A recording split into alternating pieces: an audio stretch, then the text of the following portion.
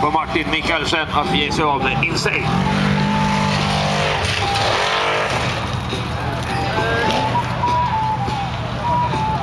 Ja, försökte han klamra sig fast lite grann. Ska se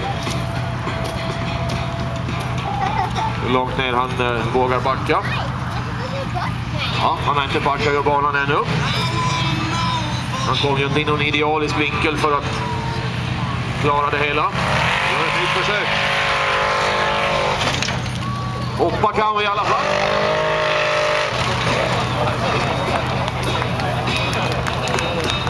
Jag tror till och med att porten står kvar, så att det får man väl säga var godkänt.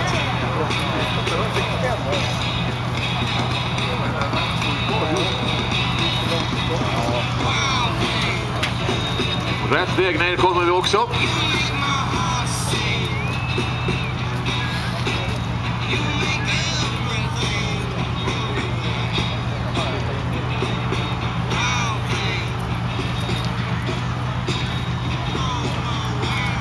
Då ska vi se. Kan Martin få runt Insane här nu i en bra båge. Går ner så långt ner man vågar för att inte komma utanför. Och så ger vi så mycket det bara går.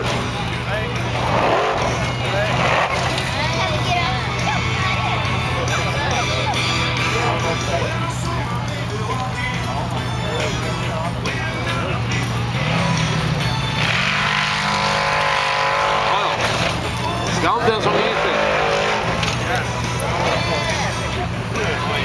Ett gott försök. Det räckte inte riktigt hela vägen.